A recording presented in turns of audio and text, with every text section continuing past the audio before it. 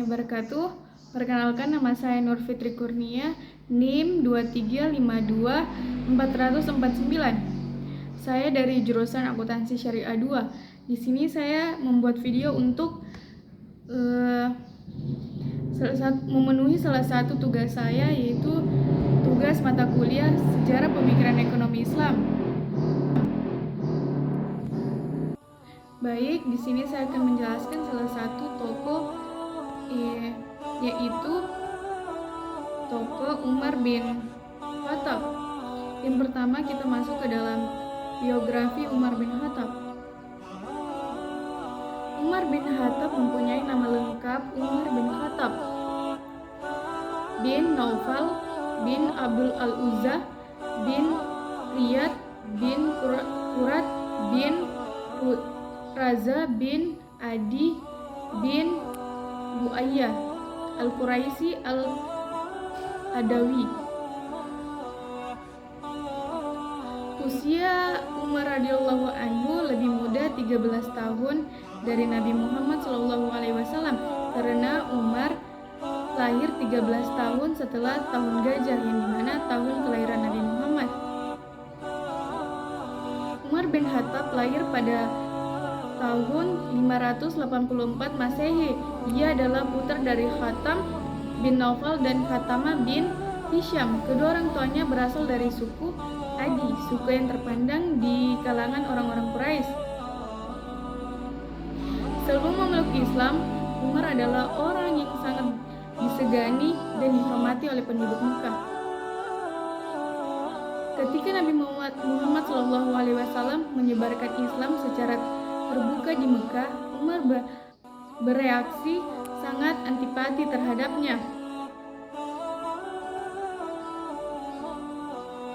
Beberapa catatan menyatakan bahwa kaum Muslim saat itu mengaku bahwa Umar adalah lawan yang paling mereka perhitungkan. Hal ini dikarenakan Umar yang memang sudah mempunyai reputasi yang sangat baik sebagai ahli strategi perang dan seorang prajurit yang sangat tangguh pada setiap peperangan yang ia lalui. Umar juga dicatat sebagai orang yang paling sering menggunakan kekuatannya untuk menyiksa pengikut Nabi Muhammad SAW. Puncak kebenciannya terhadap ajaran Nabi Muhammad, Umar memutuskan untuk mencoba membunuh Nabi Muhammad SAW. Namun dalam perjalanannya ia bertemu dengan salah seorang pengikut Nabi Muhammad SAW yang bernama Nuaim bin Abdullah, yang kemudian memberinya kabar bahwa saudara perempuannya.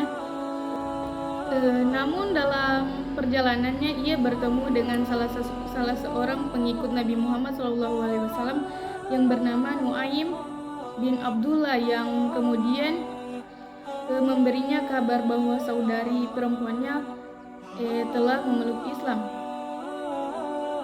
Ajaran yang dibawa oleh Nabi Muhammad SAW yang ingin dibunuhnya saat itu, karena berita itu, Umar terkejut dan pulang ke rumahnya dengan maksud untuk menghukum adiknya. Terus diriwayatkan bahwa Umar menjumpai saudarinya itu sedang membaca Al-Quran, surah At-Taha ayat 1-8. Ia semakin marah akan hal tersebut dan memukul saudarinya. Ketika melihat saudarinya berdarah oleh pukulannya, ia menjadi iba dan kemudian memilih agar bacaan tersebut dapat dia lihat. Diriwayatkan Umar menjadi terguncang oleh apa yang ia baca tersebut. Dia terguncang pada saat membaca itu surah. Terus oleh apa yang ia baca. Beberapa waktu setelah kejadian itu, Umar menyatakan memeluk Islam.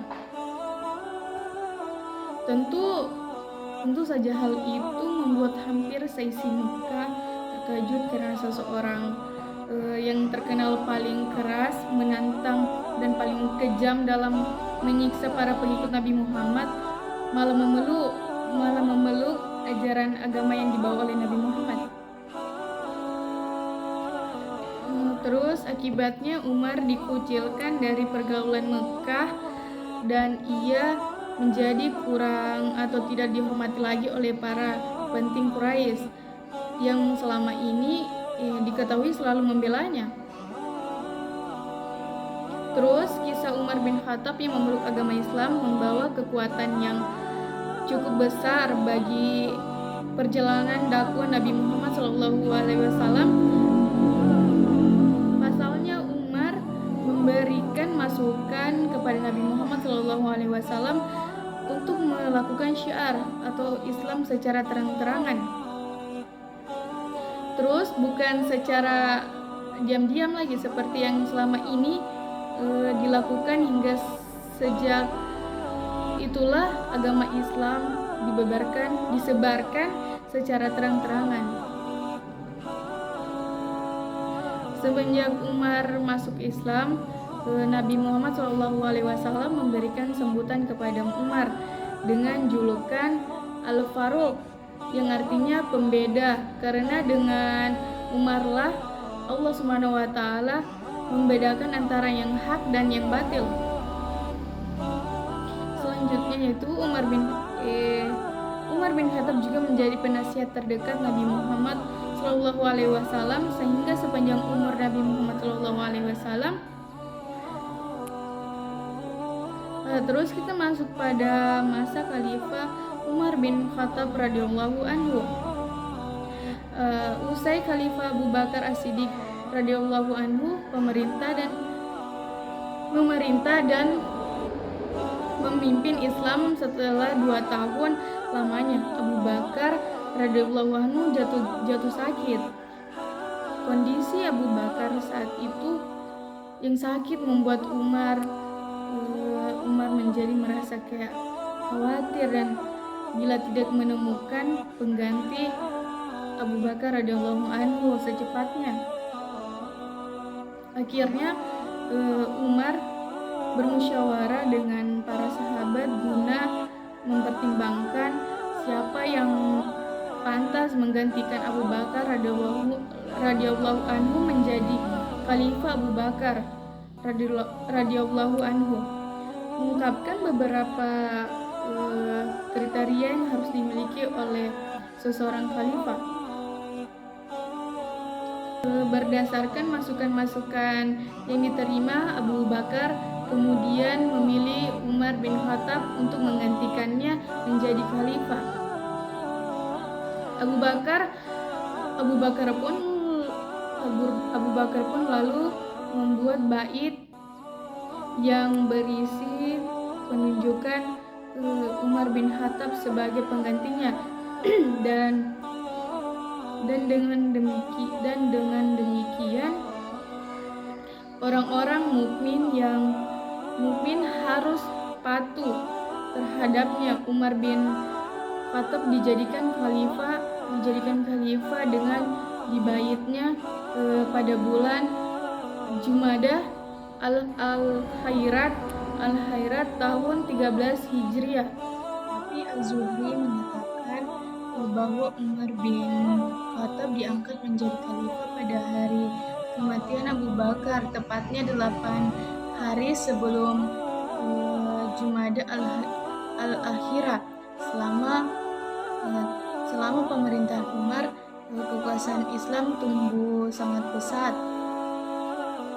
Islam mengambil ahli Mesopotamia dan sebagian Persia dari tangan dinasti Sasanid atau dari Persia yang mengakhiri masa kekaisaran Sasanid serta mengambil alih Mesir, Palestina, Syria, Afrika Utara dan Amerika dari kekaisaran Romawi.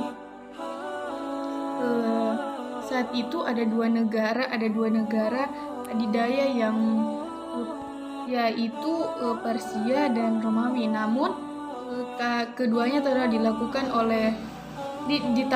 oleh kekhalifahan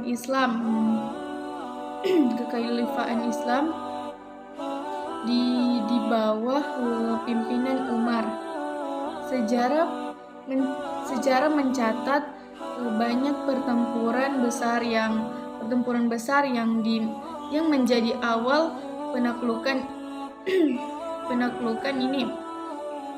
Pada pertempuran Yarmouk yang terjadi di dekat Damaskus tahun 636, 20.000 pasukan Islam mengalahkan pasukan Romawi yang berjumlah 70.000 dan mengakhiri kekuasaan Romawi di Asia bagian selatan.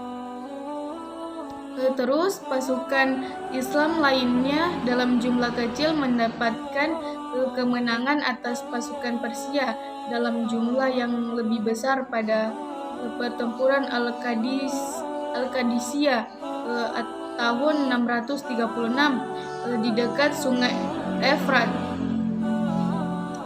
Pada pertempuran itu, jenderal pasukan Islam yakni Sa'ad bin Abi Waqqas mengalahkan pasukan Sasanid dan berhasil membunuh jenderal Persia yang terkenal dengan sebutan Rustam Farrukhzad.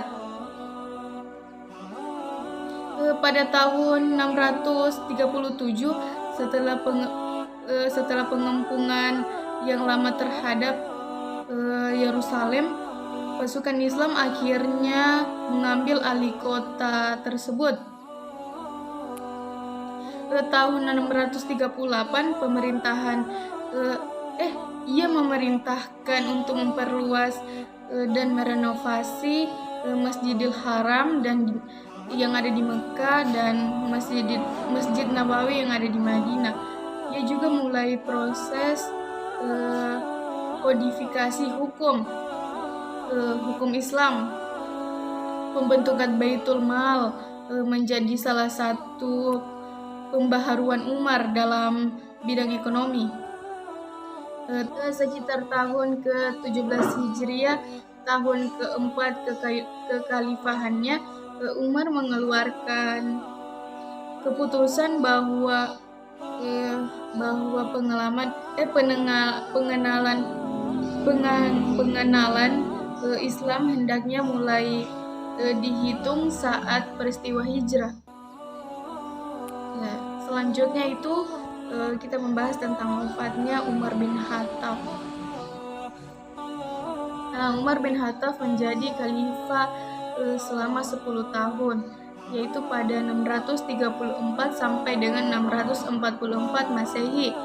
Umar bin Khattab dibunuh oleh Abu Lu'lu' atau disebutkan Fairuz, seorang budak pada saat ia akan memimpin sholat subuh. Fairuz adalah salah seorang warga Persia yang masuk Islam setelah Persia ditaklukkan oleh Umar bin Khattab. Pembunuhan ini konon dilatar belakangi oleh dendam pribadi Abu Lu'lu' terhadap Umar radhiyallahu anhu. Fairuz merasa sakit hati atas kekalahan Persia yang saat itu merupakan negara adidaya.